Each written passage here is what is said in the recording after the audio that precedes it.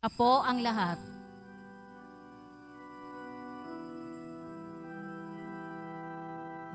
Ako'y kaawaan, o mahal kong Diyos, sangayon sa iyong kagandahang loob. Mga kasalanan ko'y iyong pawiin, ayon din sa iyong pag-ibig sa akin.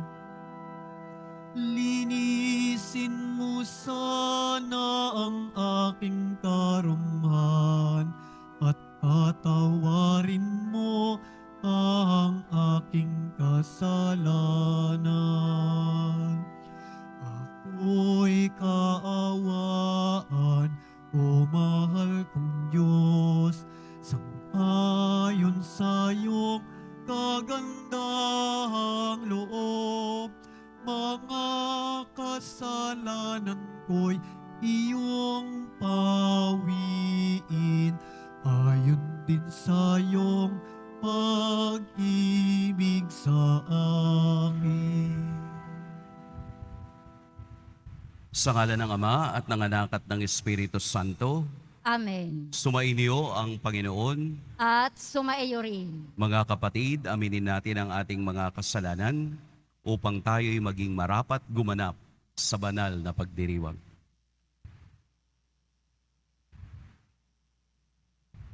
Tayo pong lahat, inaamin ko sa makapangyarihang Diyos At sa inyo mga kapatid, na lubha akong nagkasala sa isip, sa salita at sa gawa, at sa aking pagkukulang.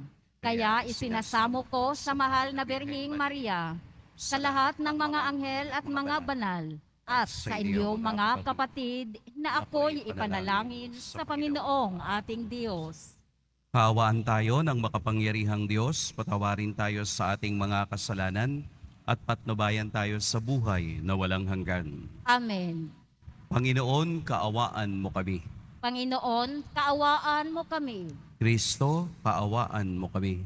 Kristo, kaawaan mo kami. Panginoon, kaawaan mo kami. Panginoon, kaawaan mo kami. Manalangin tayo. Ama naming makapangyarihan, bilang tugon sa aming ngayoy dumadalangin, itulot mong ikaw ay aming makapiling. Ang pagtitiwala namin sa dakilang pag-ibig mo ay tunghayan mo sa aming ngayoy naririto upang sa pagpakaram ng bahid ng aming kasalanan, kami makapamuhay sa iyong kabanalan at maging ganap na tagapagmana ng iyong pangakong buhay. Sa pamamagitan ni Hesukristo, kasama ng Espiritu Santo, magpa sa walang hanggan. Amen. Magsiupo muna ang lahat. Pagbasa mula sa aklat ng Henesis. Noong mga araw na yun, nagpatira pa si Abram. Sinabi pa sa kanya ng Diyos, "Ito ang ating tipan. Ikaw ay magiging ama ng maraming bansa. Hindi na Abram ang itatawag sa iyo, kundi Abraham. Sapagkat ginagawa kitang ama ng maraming bansa. Pararamihin ko ang iyong mga inapo at magtatatag sila ng mga bansa at may magiging hari sa kanila. Tutuparin ko ang aking pangako sa iyo at sa iyong lahi, at ako'y magiging Diyos ninyo habang panahon. Ibibigay ko sa inyo ang lupain ito na inyong tinitirhan ngayon. Magiging inyo na ang buong lupain ng Kanaan habang panahon, at ako ang magiging Diyos ninyo. Kayo naman ay dapat maging tapat sa ating tipan, ikaw at ang iyong lahi. Sabi pa ng Diyos kay Abraham, Ang salita ng Diyos. Salamat sa Diyos. Nasa isip ng may kapal, ang tipan niya kailanman. Nasa isip ng may kapal ang tipan niya kailanman. Siya ay hanapin at ang kanyang lakas ay siyang asahan. Siya ay hanapin upang mamalagi sa kanyang harapan. Ating gunitain ang kahanga-hanga niyang mga gawa, ang kanyang paghatol, gayon din ang kanyang ginawang himala. Nasa isip ng may kapal ang tipan niya kailanman. Ito'y nasaksihan ng mga alipit, anak ni Abraham. Gayon din ang lahat na anak ni Jacob na kanyang hinirang. Ang Panginoong Diyos ay ang Panginoon, siya ang ating Diyos. Sa kanyang paghatol ay ang nasasaklaw, buong sansinukob. Nasa isip ng may kapal ang tipan niya kailanman. Ang tipang pangako'y laging nasa isip niya kailanman. At ang mga pangakong kanyang binitiwan sa lahat ng angkan. Ang tipan ng Diyos ay unang ginawa niya kay Abraham at may pangako ring ginawa kay Isaac na lingkod na mahal. Nasa isip ng may kapal ang tipan niya kailanman. Magsitayo na po ang lahat.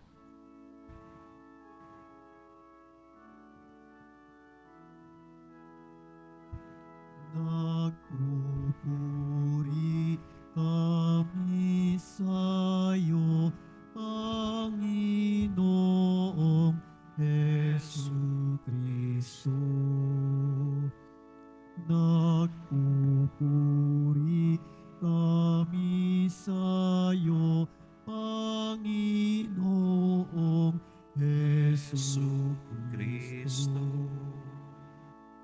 Kapag ngayon'y napakinggan ang tinig ng buong mahal, huwag nanin yung adlangan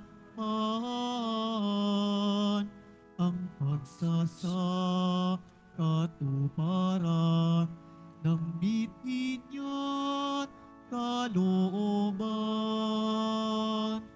Nagpupuri kami sa'yo, Panginoong Jesucristo. Sumainyo ang Panginoon, At sumaiyo rin ang mabuting balita ng Panginoon ayon kay San Juan. ang mabuting papuri sa iyo, Panginoong ating Diyos.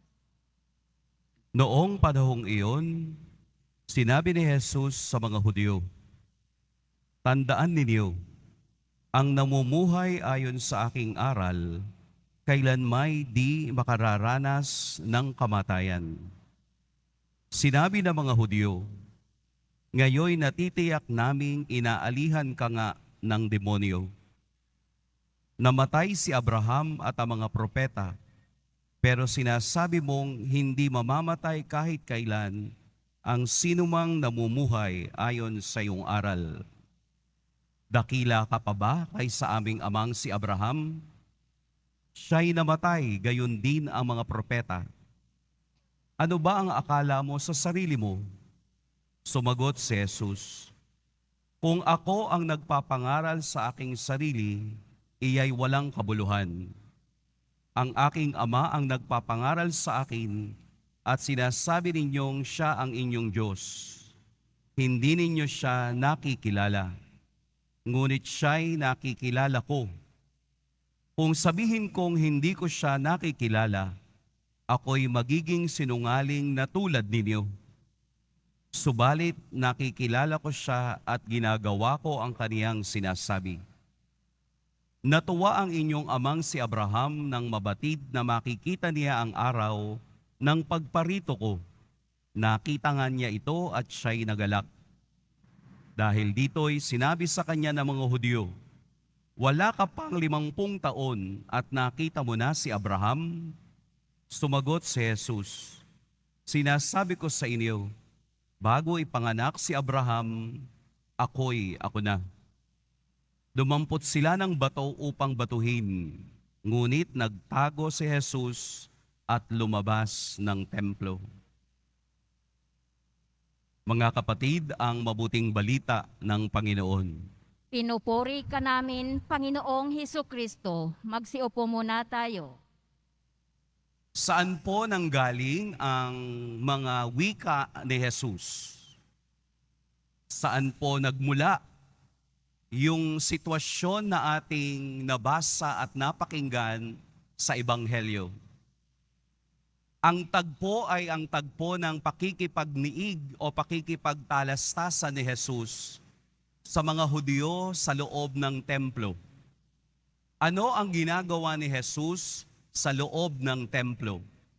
Siya po ay dumalo katulad ng ibang Hudyo sa isang fiesta na sa batas nila bilang Hudyo ay kailangan mong magtigil o magtinir sa loob ng templo o sa paligid ng templo ng 7 araw. Ito po ang fiesta ng Tolda o Feast of the Tabernacle.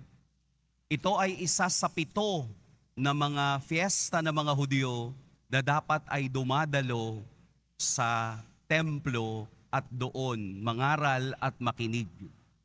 Kaya po itong ating ebanghelyo ay pagpapatuloy ng kaniyang pakikipagtalastasan sa mga Hudyo, kasama ang ordinaryong tao, mga puno ng bayan, mga pari ng templo, mga eskriba at pariseo. Sa takbo po ng pangyayari, maaaring ito ang kahulihan na sabihin ni Jesus at ulitin ang salitang ako nga. I am who am. Isang salitang banal, isang salitang iniingatan ng bawat Hudyo na hindi ito mabanggit dahil sa kanilang batas, ang sinumang magbabanggit ng pangalan ng Diyos ay dapat mamatay.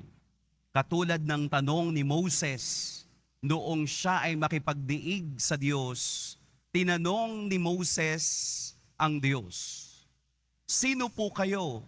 Papaano ko po sasabihin sa kanila na ako'y sinugo mo?" Sabihin mo sa kanilang, ako nga. I am who am. Si Jesus lamang ang umulit nito. Nangangahulugang sa kaniyang pag-ulit ng salitang banal, siya lamang ang may karapatan at may autoridad na tanggapin at kaniyahin ang salitang ito. Isang pagpapakita at pagpapakilala na si Jesus ay Diyos at ang Diyos na nasa harapan ninyo ay nagsasalita ng katotohanan. Ito ang hindi matanggap ng mga Hudyo dahil alam nilang simula pa nung panahon ni Abraham, sila'y nakikipagniig sa Diyos na hindi nila kilala. Alam nilang may Diyos, alam nila dahil ito ang pinaniwalaan ng kanilang mga ninuno, ni Abraham, ni Moses, ni Jacob at lahat ng mga propeta. Pero bakit ngayong nasa harapan na nila ang mukha ng Diyos, hindi nila ito maunawaan? Bakit po kaya? Dahil sila ay matitigas ang ulo. Bukod sa pagiging matigas ang ulo, sila ay natabunan na ng iba't ibang pananaw tungkol sa Diyos. Katulad ng na malayo ang Diyos, na nakatago ang Diyos, na ang Diyos ay nagsasalita sa kanila sa pamamagitan ng iba't ibang pamamaraan. Nagsalita ang Diyos sa pamamagitan ng apoy, nagsalita ang Diyos sa pamamagitan ng ulap, ng hangin, nagsalita ang Diyos sa pamamagitan ng lindol, nagsalita ang Diyos sa iba't ibang paraan, pero hindi nila kilala at hindi nila naranasan ng personal kung sino ang Diyos na yan. Kaya nang si Jesus ay nagkatawang tao at ipinakilala ng Ama bilang tagapagligtas, hindi nila iyon maintindihan. Hindi nila iyon matalos.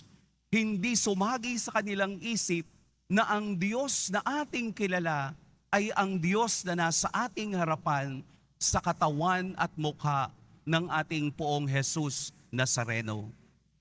Ito ang sitwasyon na sa katigasan ng ulo at sa kanilang paniniwalang mga anak ni Abraham, namuhay sila sa nakaraan. Namuhay silang para bang sila na ang nag-iisip tungkol sa Diyos. Hindi ba pwedeng magsalita ang Diyos ngayon? Pwede, dahil siya ay Diyos at hindi kayang pigilin ng kaalaman ng tao. Pero ang mga Hudyong ito, namumuhay pa sa nakaraan at ayaw nilang maniwala na ang Diyos ay kasama nila. Kaya nga, Emmanuel ang isa sa mga katagang ibinigay ng anghel kay Maria, nang ibig sabihin, kasama natin ang Diyos. Tayo po ay hindi Hudyo. Tayo ay mga Kristiyano. At ang Diyos ay nagsasalita sa atin sa pamamaraang kayang unawain ng mga taong naniniwala sa Kanya. Kaya nagiging matigas ang ulo ng tao dahil sa kaniyang sariling paniniwala at hindi ayon sa kaisipan ng Diyos. Kaya hindi natin makita at madama ang Diyos dahil namumuhay tayo sa nakaraan at ayaw nating mamuhay sa kasalukuyan. Sapagkat ang Diyos ay isang karanasang here and now. Ang Diyos ay naririto at dito gumagalaw sa ating karanasan. Yesterday had passed. Ang kinabukasan ay wala pa. Ang naririto lamang ay ang ngayon. Kaya sinasabi ni Jesus, ako'y ako nga, dahil siya'y nagsasalita at the present moment and at the present experience. Huwag nating ikahon ang Diyos ayon sa ating kaalaman, ayon sa ating nalalaman, ayon sa ating talino, sapagkat kung iyan ang ating gagawin, hindi natin madarama ang kaniyang pagbibiyaya at ang kaniyang pag-ibig. Si Saint Thomas Aquinas ay nagsulat ng libro upang sagutin ang simpleng tanong na sino ang Diyos? Who is God? Nakapagsulat siya ng halos 100,000 pages about God. Isang matalinong tao lamang ang pwedeng magsulat ng ganito kahaba, kalalim, ka-philosophical, ka-theological na mga sagot tungkol sa sino ang Diyos. Pagkatapos niyang maisulat, ano ang kaniyang ginawa? Parang sa ating parlance, pwede nating sabihin, yun na yun, after 100,000, naghahanap pa rin siya kung sino ang Diyos. Isang napakagandang halimbawa ang ipinakita sa atin ni Saint Thomas Aquinas na hindi talino ang makasasagot sa mga tanong kung sino ang Diyos. Kung hindi karanasan ng personal na pakikibaka kung papaano ako sumasama at nakikiisa sa Diyos. Kung papaano ko siyang ibinabahagi o ginagawang kabahagi ng aking buhay sa aking paglalakbay kasama ng aking pamilya. Hindi malayo ang Diyos. Tayo lamang ang naglalayo sa Kanya. Ngayon, sinasabi niya sa atin, ako'y ako nga. Tanggapin natin ang Diyos bilang siya. Tanggapin natin si Jesus bilang kapatid, bilang kapanalig, kasama sa paghihirap at tagumpay. Dahil kung papaanong dinanas niya ng ating Poong Jesus Nazareno ang sakit ng buhay, gayon din ibinibigay niya sa atin na mamaranasan natin ang tagumpay kung kaya nating magbata at dalhin ang sarili nating krus hanggang kamatayan. Dahil sa kamatayan, naroroon ang pagkabuhay at tagumpay. Ito ang Diyos ngayon. Hindi na siya ang Diyos na malayo na alam ng mga Hudyo. Ang Diyos na kilala ng mga Kristiyano ay kasama mo sa iyong araw-araw na buhay. Kapiling mo, kaplano mo, kasama mo saan man. Kaya ang Diyos ay wag nating lilimitahan sa Kanyang kakayahang magawa ang lahat ng bagay sa ating buhay.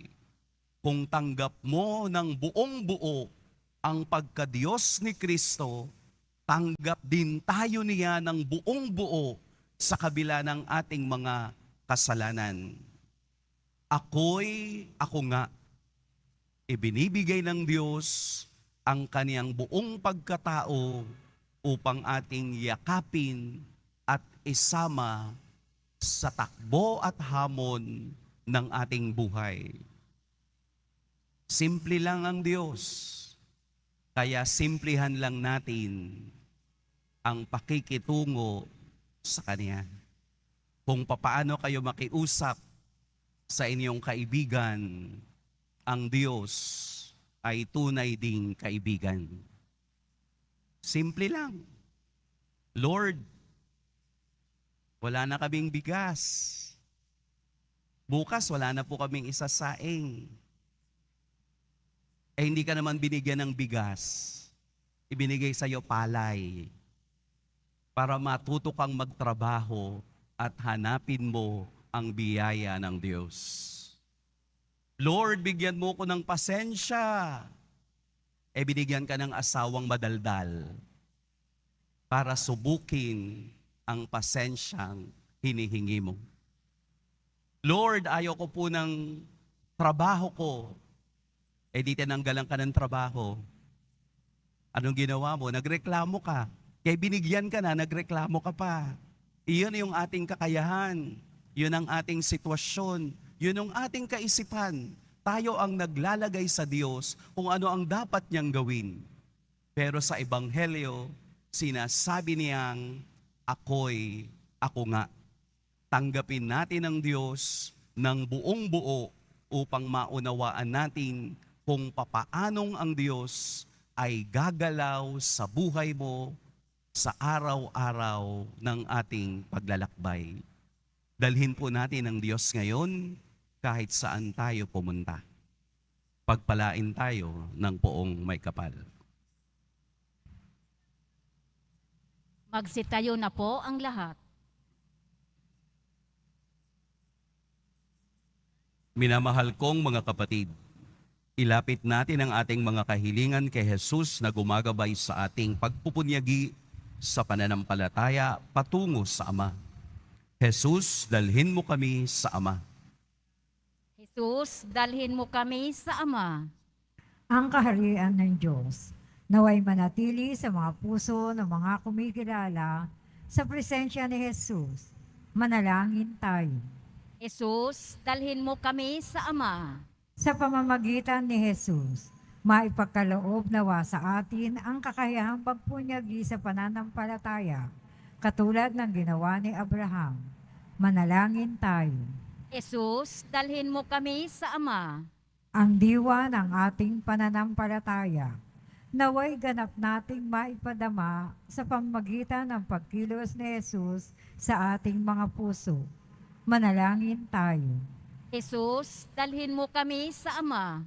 Ang mga may sakit at binabagabag ng mga suliranin, naway magpasalamat sa presensya ni Jesus na kanilang kasama sa paglalakbay.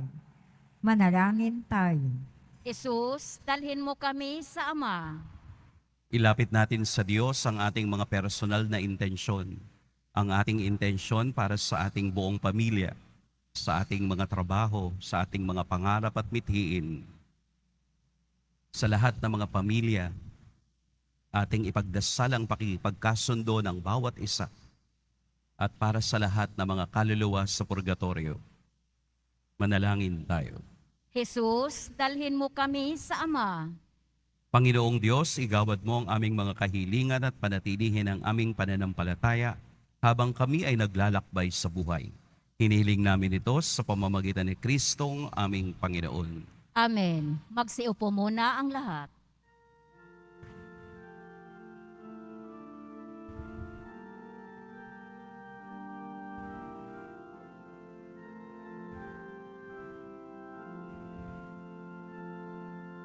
Sa pagsunod sa utos mo, nalulugod akong labis, di masukat ang galak ko, pagkat aking iniibig. Sa iyo, Ama, aming handog ang tinapay at alak na ito, handog ng iyong bayang sumasamo, humingi ng patawad mo. Magsitayo na po ang lahat. Manalangin kayo mga kapatid upang ang paghahain natin ay kalugdan ng Diyos amang makapangyarihan. Tanggapin nawa ng Panginoon itong paghahain sa iyong mga kamay, sa kapurihan niya at karangalan, sa ating kapakinabangan at sa buong sambayanan niyang banal. Ama naming mapagmahal, kaming iyong pinagsalo sa iyong piging na banal ay lumuluhog sa iyong pagmamahal upang kami tumanggap ng banal na pakikinabang at maging mga kasalo sa buhay na walang katapusan sa pamamagitan ni Hesukristo kasama ng Espiritu Santo magpa sa walang hanggan. Amen. Sumainyo ang Panginoon. At sumaiyo rin. Itaas sa Diyos ang inyong puso at diwa. Itinaas na namin sa Panginoon. Pasalamatan natin ang Panginoong ating Diyos. Marapat na siya ay pasalamatan. Ama naming makapangyarihan, tunay ngang marapat na ikaw ay aming pasalamatan sa pamamagitan ni Hesukristo na aming Panginoon. Sa pagpapakasakit sa giliw mong anak, ang sangkatauhay minarapat mong magpahayag ng iyong dakilang pag-ibig sa lahat, na pawang nais mong tubusin ng Mesiyas. Sa harap ng iyong kadakilaan, kapos ang dila naming magsaysay, sa pag-ibig na makapangyarihang sa krus ay itinanghal. Sa krus ipinasyang patawarin ng mga tao, sa krus nagtagumpay ang ipinakong Kristo. Kaya kaisa na mga anghel na nagsisiawit ng papuri sa iyo, nang walang humpay sa kalangitan, kami nagbubunyi sa iyong kadakilaan. Santo, Santo, Santo, Panginoong Diyos ng mga hukbo, napupuno ang langit at lupa ng kadakilaan mo, usana sa kaitaasan. Pinagpala ang naparirito sa ngalan ng Panginoon, usana sa kaitaasan. Magsiluhod po ang lahat. Ama naming banal, ikaw ang bukal ng tanang kabanalan. Kaya't sa pamamagitan ng iyong Espiritu, gawin mong banal ang kaloob na ito upang para sa amay maging katawan at dugo ng aming Panginoong Hesukristo. Bago niya pinagtiis ang kusang loob na maging handog, hinawakan niya ang tinapay, pinasalamatan kaniya, pinaghati-hati niya iyon, iniabot sa kaniyang mga alagad at sinabi, "Tanggapin ninyong lahat ito at kanin, ito ang aking katawan na ihahandog para sa inyo."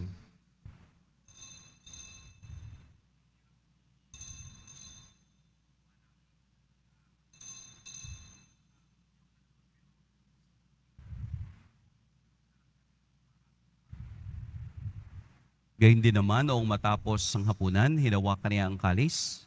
Muli kaniyang pinasalamatan. Inabot niya ang kalis sa kaniyang mga alagad at sinabi, Tanggapin ninyong lahat ito at inumin. Ito ang kalis ng aking dugo, ng bago at walang hanggang tipan. Ang aking dugo na ibubuhos para sa inyo at para sa lahat sa kapagpapatawad ng mga kasalanan. Gawin ninyo ito sa pag-alala sa akin.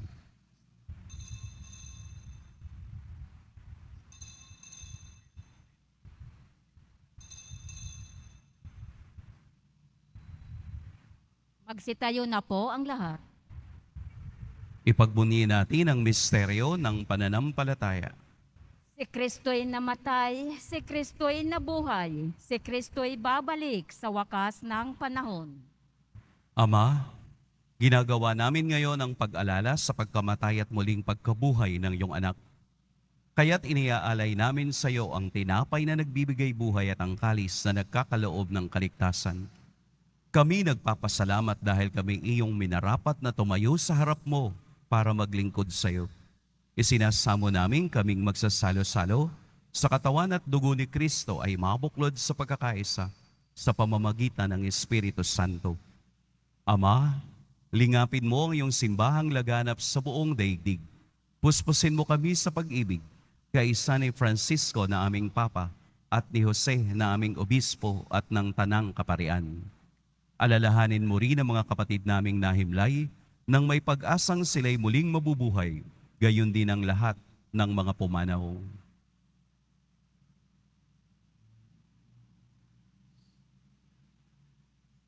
Kaawaan mo sila at patuloyin sa iyong kaliwanagan. Kaawaan mo at pagindapating kaming lahat na makasalo sa iyong buhay na walang wakas. Kaisa ng mahal na Birheng Maria na ina ng Diyos, ng kabiyak ng puso niyang si San Jose, kaisa ng mga apostol ni San Juan Bautista, at ng lahat ng mga banal na namuhay dito sa daigdig ng kalugod-lugod sa iyo, maipagdiwang nawa namin ang pagpupuri sa ikararangal mo sa pamamagitan ng iyong anak na aming Panginoong Heso Kristo. Sa pamamagitan ni Kristo, kasama niya at sa Kanya, ang lahat ng parangal at papuri sa iyo, Diyos, Amang makapangyarihan, kasama ng Espiritu Santo, magpa sa walang hanggan. Amen. Sa tagubilin ng nakagagaling na utos at sa turo ni Jesus na Panginoon natin at Diyos, ipahayag natin ng lakas loob. Ama namin, Sumasalangit ka, sambahin ang ngalan mo. Mapasa amin ang kaharian mo, sundin ang loob mo dito sa lupa para nang sa langit. Bigyan mo kami ngayon ng aming kakanin sa araw-araw at patawarin mo kami sa aming mga sala para nang pagpapatawad namin sa nagkakasala sa amin. At huwag mo kaming ipahintulot sa tukso at iadya mo kami sa lahat ng masama. hinihiling namin kami iadya sa lahat ng masama, pagkalooban ng kapayapaan araw-araw, iligtas sa kasalanan at ilayo sa lahat ng kapahamakan. Samantalang aming pinananabikan ang dakilang araw ng pagpapahayag ng tagapagligtas naming si Heso Kristo. Sapagkat iyo ang kaharian at ang kapangyarihan at ang kapurihan magpakailanman. Amen. Panginoong Heso Kristo, sinabi mo sa iyong mga apostol, kapayapaan ang iniiwan ko sa inyo, ang aking kapayapaan ang ibinibigay ko sa inyo. Tunghayan mo ang aming pananampalataya at huwag ang aming pagkakasala. Pagkalooban mo kami ng kapayapaan at pagkakaisa ayon sa iyong kalooban, kasama ng Espiritu Santo, magpa sa walang hanggan. Amen. Ang kapayapaan ng Panginoon naway laging sumainiyong lahat. At sumaiyo rin. Magbigayan kayo ng kapayapaan sa isa't isa. Peace. Kordero ng Diyos na nag-aalis ng mga kasalanan ng sanlibutan, maawa ka sa amin. Kordero ng Diyos na nag-aalis ng mga kasalanan ng sanlibutan, maawa ka sa amin. Kordero ng Diyos na nag-aalis ng mga kasalanan ng sanlibutan, ipagkaloob mo sa amin ang kapayapaan. Magsiluhod po ang lahat. Narito si Jesus ang ako'y ako nga. Ito ang kordero ng Diyos. Ito ang nag-aalis sa mga kasalanan ng sanlibutan. Mapapalad ang inaanyayahan sa kaniyang piging. Panginoon, hindi ako karapat-dapat na magpatuloy sa iyo, ngunit sa isang salita mo lamang ay gagaling na ako.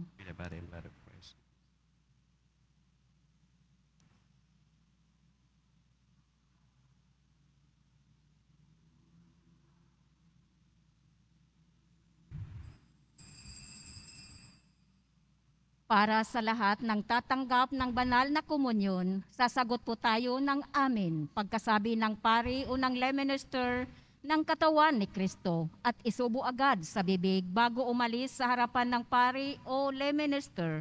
Sumunod po tayo.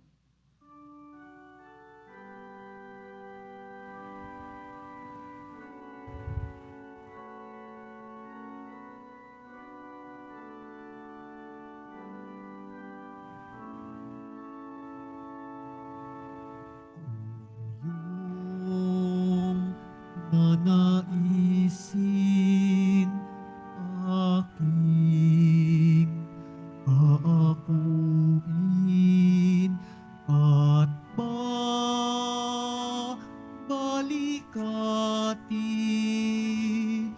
ang krus mong pasanin kung yung iibigin iputong sa akin koronang inangkin ang tubos sa amin kung pipiliin abang alipin sabay takin krus na landasin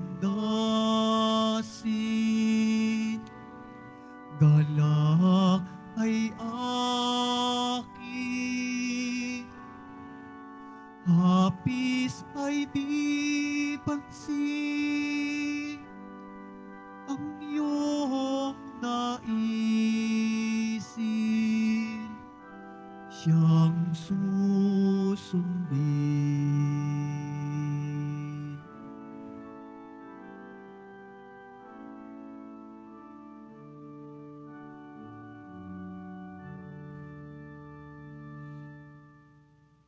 Inihahandog po ng simbahan ng Quiapo ang ating opisyal na imahin ni Jesus Nazareno. Ang large size ay nagkakahalaga ng 2,500 pesos. Ang medium size ay 1,000 pesos at ang small size ay 600 pesos. Ang mga ito po ay mabibili lamang sa ating Paris Finance Office. Ang mga oras po ng ating Finance Office tuwing Lunes hanggang Huwebes at Sabado ay alas 8 ng umaga hanggang alas 4:45 ng hapon. Tuwing Biyernes at Linggo ay alas 6 ng umaga hanggang alas 6:45 ng gabi. Ang malilikom po ng pondo ay gagamitin sa pagsasaayos ng ating Adoration Chapel at Baptistry. Pagkatapos ng misa, wiwisikan po ang lahat ng banal na tubig. Pinakikiusapan ang lahat na manatili lamang muna sa inyong mga lugar. Tanging sa Quezon Boulevard o sa Plaza San Juan lamang ang labasan ng lahat. Sumunod po tayo. Maraming salamat po sa inyong pagdalaw at pagsisimba sa Basilica Minor at Pambansang Dambana ni Jesus Nazareno. Magsitayo na po ang lahat.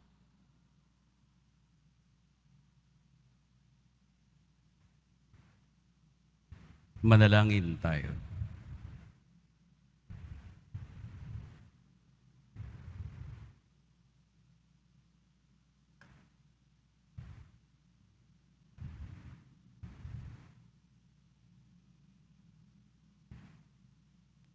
Ama naming mapagmahal, kaming iyong pinagsalos sa iyong piging na banal ay lumuluhog sa iyong pagmamahal upang kami tumanggap ng banal na pakikinabang ay maging mga kasalo sa buhay na walang katapusan sa pamamagitan ni Hesu Kristo kasama ng Espiritu Santo magpa sa walang hanggan. Amen. Sumainyo ang Panginoon. At sumaiyo rin. Yumuko kayo para sa pagbabasbas. Mahal na poong Jesus Nazareno, inihayag mo sa pamamagitan ng krus ang walang maliw na pag-ibig ng Diyos sa sangkatauhan. Pakinggan mo po ang kahilingan ng iyong angkan na nagsusumamo sa iyo. Makamtanawa nila ang iyong katugunan at tanggapin ang kasagutan na may utang na loob na tinatanaw.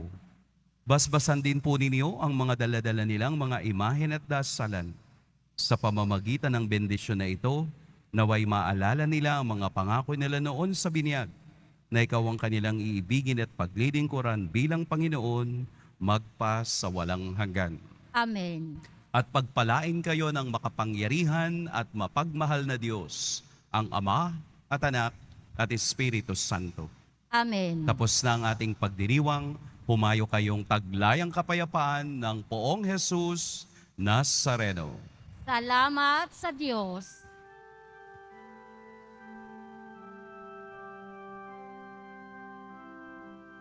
Nuestro Padre Jesus Nazareno, sinasamba ka namin.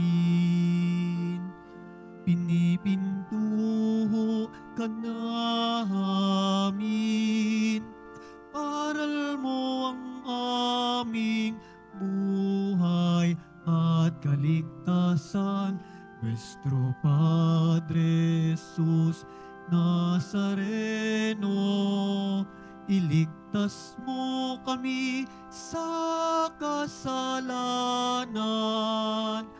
Ang krus mong kinamatayan ay sagisag ng aming kaligtasan.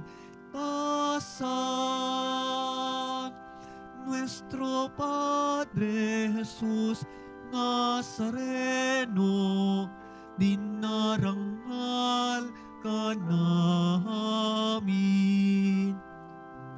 Nuestro Padre Jesus Nazareno, niluluwalhati ka namin. Nuestro Padre Jesus Nazareno, dinarangal ka namin. Nuestro Padre Jesus Nazareno, niluluwalhati ka namin.